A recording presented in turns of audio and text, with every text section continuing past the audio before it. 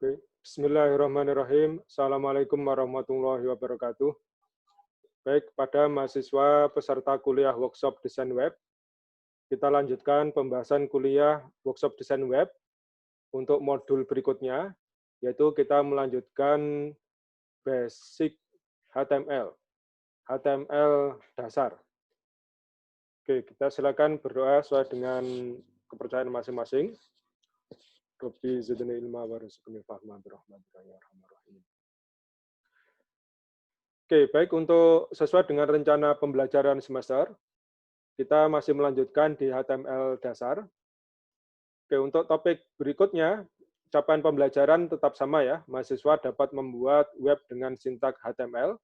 Kemudian untuk pokok bahasan pada modul ini terdiri dari HTML link, HTML image, gambar, tabel, list, form input, dan color, pewarnaan. Oke, yang pertama adalah HTML link. Link ini pasti banyak ditemukan di halaman website. Link digunakan oleh user untuk mengklik sebuah, bisa itu tombol atau sebuah tulisan yang akan mengarahkan ke halaman web yang lain. Oke ya, HTML link atau biasa kita kenal dengan namanya hyperlink ya, hyperlink. Ketika kita klik pada link tersebut, maka akan menuju ke dokumen atau website lain, dokumen berupa gambar, web yang lain, atau ini ya, alamat website yang lain juga bisa. Normalnya ketika mouse kita berada di atas link, mouse tersebut akan berubah ikonnya, ya, ikonnya akan berubah. Kemudian untuk sintak link, ini menggunakan tag A dalam ini ya, bracket ya, kurung ini, singkatan dari Ancor gitu ya. Nah, sintaknya pembuka A, kemudian ada href sama dengan nilai URL-nya kita masukkan value-nya, kemudian link tag ini yang akan muncul di dalam link-nya, gitu ya. Oke, link-nya. Oke.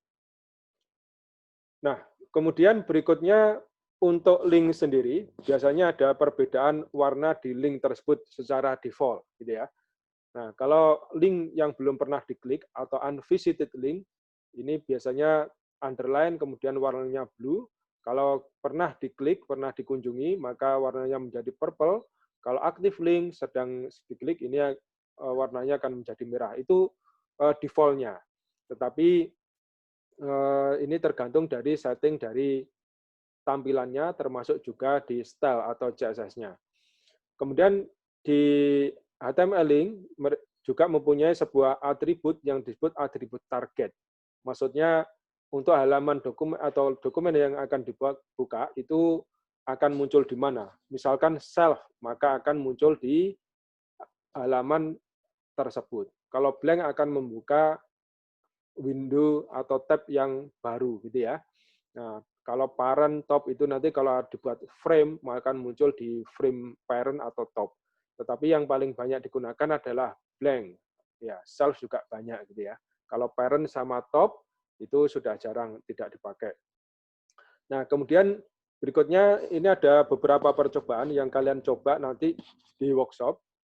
Beberapa contoh sederhana penggunaan link, dua saja. Misalkan ini ada doc type HTML itu menyebutkan dia deklarasi HTML5, kemudian pembuka penutup HTML, ada body, heading 1 HTML link, kemudian yang bawah ini ada href ke alamat websitenya pen. Nah, tampilannya di kanannya ini ketika diklik visit website pen akan menuju membuka halaman official websitenya pen. Kemudian percobaan kedua, jika ditambahi atribut blank, nanti akan membuka tab yang baru. Kemudian yang berikutnya adalah image, HTML image gambar. Nah, ini gambar tentu semua website ketika kita buka ada gambar supaya lebih menarik. Sintaknya menggunakan IMG, sintakan dari image gitu ya. Nah, kemudian atribut yang utama adalah src dan alt. src digunakan untuk menunjukkan di mana posisi gambarnya. Kemudian berikutnya ALT itu jika gambarnya belum muncul nanti akan muncul sebuah tulisan penjelasan terlebih dahulu gitu ya. Ada src dan atribut. Kemudian ada atribut ALT. Kemudian ada lagi atribut size ini ya, width dan height untuk lebar dan tinggi gambarnya. Nah, ini ada percobaan 3, ada heading 2 HTML image, source-nya pictruly.cbg. Ini kalau dalam satu directory. Nanti kalau berasal dari alamat websitenya yang lain, berarti src-nya harus ditulis alamat websitenya, gitu ya. Kemudian ada alternate, ada width 500 dan height-nya 333. Ini contoh tampilannya. Kemudian percobaan 4 ini ditambahi dengan image size juga. Nah, width-nya 500, height-nya 600 ya. Kemudian berikutnya HTML table. Tabel ini untuk menampilkan data dalam bentuk kolom dan baris gitu ya. Nah, contohnya seperti ini, ada kolom company, kontak, dan country. Ini ada nama perusahaan, kontak personnya, dan nama negara. Kemudian untuk tag-tag yang digunakan, ini ada table sebagai tag utama untuk membuat sebuah table. Kemudian TR, ini untuk row, kemudian TD untuk kolom. Nah, kalau TH untuk tabel header. Tampilannya contoh tulisan headernya lebih tebal. Ada TH, kemudian TD ini ya untuk kolomnya. Nah, ini ada tag HTML untuk table, ada table TH, TR, TD, caption tulisan, call group untuk kolom yang dijadikan satu, ada kolom T-head, T-body, T-foot.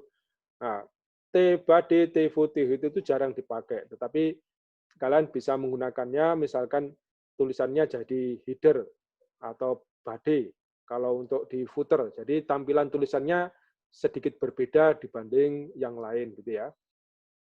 Tapi kadang tidak menggunakan T-head, tidak apa, langsung tulisannya di bold, biar tebal. Oke, ini percobaan kelima dan keenam sederhana. Kalian membuat tabel yang pertama perjalanan 5 dia ada bordernya 1, kemudian ada TR, row-nya 2, TD-nya kolomnya ada 3 kolom. Kemudian percobaan ke-6 ini bordernya 6, tebal gitu ya. Nah, TR-nya ada, row-nya ada 2, kolomnya juga ada 3. Gitu ya.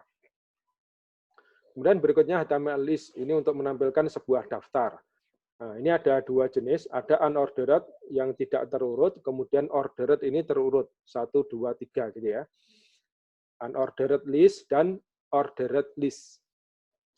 Oke, berikutnya untuk yang unordered list, tag-nya menggunakan UL.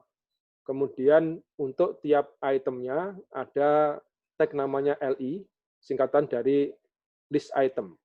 Kalau ordered list, ini tag-nya OL, itemnya juga sama menggunakan LI, list item. Ini yang paling banyak digunakan. Nah, di sini ada juga tag DL, DT, DD ini untuk tambahan tulisan penjelasan, tampilan tulisannya berbeda gitu aja dengan konten yang lain. Tetapi ini juga jarang dipakai. Oke, sebagai contoh sederhana, di sini percobaan 7 ada unordered list. Ada coffee, tea, milk. Nah, tampilannya seperti ini, unordered berupa titik tulisannya. Kemudian kalau ordered list, tag-nya adalah OL, ya ini sama itemnya coffee, tea, sama milk, bedanya tampilannya terurut. Default-nya angka 1, 2, 3. Nanti bisa kalian ganti, misalkan tampilannya A, B, C, huruf kapital atau kecil, itu bisa juga. Kemudian berikutnya HTML form dan input. HTML form dan input ini digunakan oleh user untuk entry sebuah data. Misalkan contoh di sini ada memasukkan nama depan dan nama belakang, kemudian diklik submit. Untuk tag utama bentuk form adalah menggunakan tag form ini ya, tag form. Oke.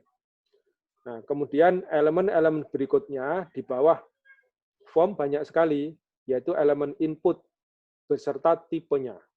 Nah, sebagai contoh, jika data yang dimasukkan adalah sebuah teks, single line text, ya, satu baris saja, maka elemennya adalah input, tipenya adalah tag.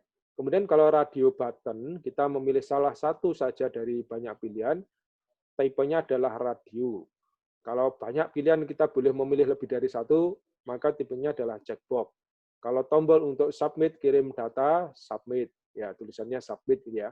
Kemudian ini ada juga button. Nah, ini klik button yang bisa diklik untuk submit data. Oke, yang percobaan ke-9, kalian coba nanti ada form, first name, last name, ada tipe submit gitu ya. Nah, modelnya seperti ini nanti tampilannya. Kemudian contoh yang percobaan 10 adalah jika menggunakan checkbox ya. Nah, ini ada checkbox, ID vehicle 1, ada vehicle 2, vehicle 3. Nah, nanti yang akan dimasukkan ke dalam database itu adalah yang berada di ini untuk value-nya. Value-nya adalah baik car atau boat yang akan ditampilkan, yang akan kirim ke database gitu ya, value-nya. Kemudian yang terakhir adalah HTML color. Ini untuk warna, kalian bisa memakai jenis penamaan warna dengan beberapa cara. Yang pertama, dengan predefined color name. Maksudnya warna dalam bahasa Inggris.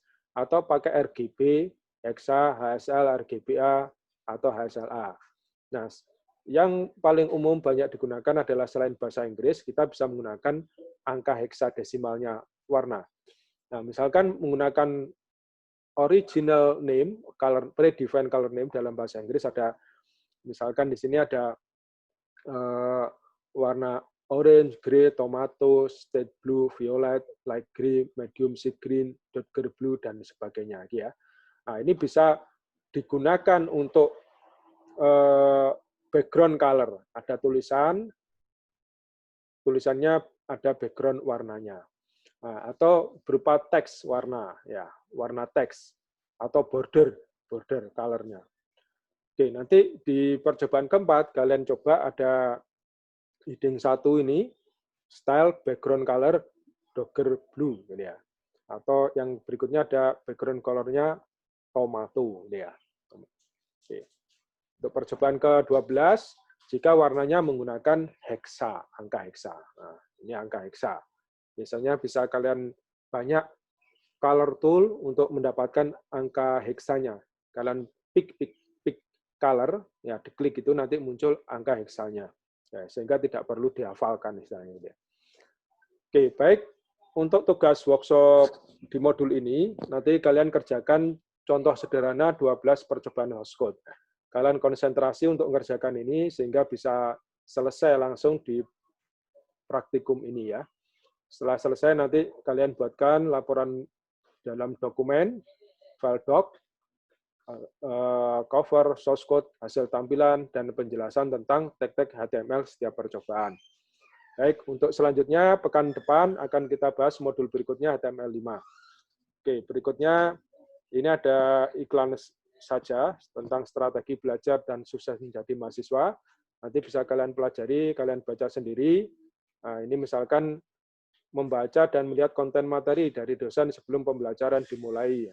Kemudian proaktif dalam diskusi, kerjakan tepat waktu, jangan sampai tidak mengerjakan tugas, pastikan tugasnya sukses dikirim secara online, dan seterusnya. Nanti kalian baca ini beberapa tips strategi belajar supaya sukses. Baik, saya kira itu saja untuk penjelasan modul kedua, lanjutan dari HTML dasar. Semoga bisa memberikan pemahaman yang lebih mendalam kepada kita tentang HTML dasar, ini ya, konsep HTML. Terima kasih. Assalamualaikum warahmatullahi wabarakatuh.